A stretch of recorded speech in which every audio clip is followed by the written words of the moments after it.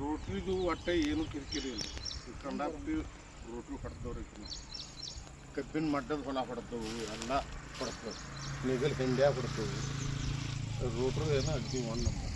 ಉಳಿದ ರೋಟ್ರಕ್ಕಿಂತಾರೆ ಎದ್ದು ಬೀಳುದಿಲ್ಲ ಒಟ್ಟ, ಹಿಂಗೆ ಎದ್ದೆದ್ದು ಬೀಳುದಿಲ್ಲ. ಈ ಉಳಿದ ರೋಟ್ರ ಎದ್ದೆದ್ದು ಬೀಳ್ತಾವೆ. ಈಗ ನಾ ಬೇರೆ ರೋಟ್ರನ್ನ ತಂದ ಹಚ್ಚಿಂದಿರ್ಬೇಕು. ಯಾವ ಕಂಪ್ನಿ ತಂದು ಹಚ್ಚಿದ್ರಿ? ಅದು ಯಾವುದಲ್ಲಿ ಅದ ಲೇನರ್, ಅದು ನಡಿಲಿಲ್ಲರಿ. ಎಲ್ಲ ಬಿಚ್ಚಿ ಬಿಚ್ಚಿ ಬೀಳಾಕತ್ತರು.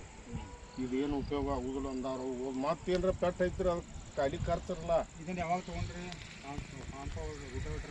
ಈಗ 2 ತಿಂಗಳೇನೋ ಆಯ್ತು. ನಿಮಗೆಲ್ಲ ಚಲೋ ಅನ್ಸಿದೆ? ಚಲೋ ಅನ್ಸಿ. ಅದ್ರ ಬಗ್ಗೆ ಎಲ್ಲ ಇನ್ಫಾರ್ಮೇಶನ್ ಕೊಟ್ಟಾರಲ್ಲ?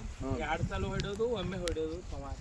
ಇದನ್ನ ಬೇರೆ ಹೊಲ್ದಾಗ ಹೊಡ್ಯಾಕ್ರಿ, ಬೇರೆ ಗಾಡೀಲಿ ಹೊಡೆದ್ರಿ 2 ಸಲ ಹೊಡಿಬೇಕು.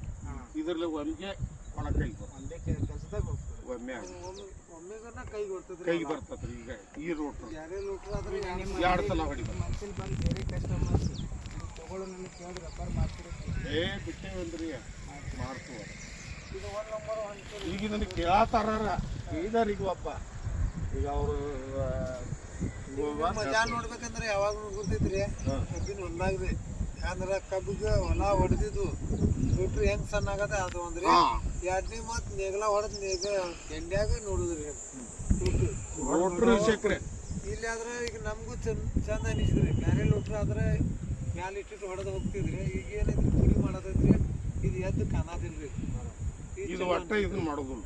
ರೋಟ್ರ್ ಅಗದಿ 1 ನಂಬರ್. ಕಂಪ್ಲೇಂಟ್ ಅದೇನು ಏನು ಹಿಂಗಿದ್ರೆ ಹಿಂಗೆ ಆಗ್ಬೇಕಾಗಿತ್ತು, ಹಂಗೇನ ಪಾಯಿಂಟ್ ಅಂದ್ರೆ ಏನು ಇಲ್ರಿ. ಯಾಕಂದ್ರೆ ಕಬ್ಬಿನ ಮೊದಲು ಏನಾಯ್ತಿಲ್ಲ ರೀ, ಎಲ್ಲಾ ರೋಟ್ರ ಎದ್ದೆದ್ದು ಬೀಳ್ತಾವ್ರಿ. ಇದು ರೋಟ್ರ್ ಒಟ್ಟ ಬೀಳೋದಿಲ್ಲ, ಏನು ನೆಲ ಹಿಡಿದು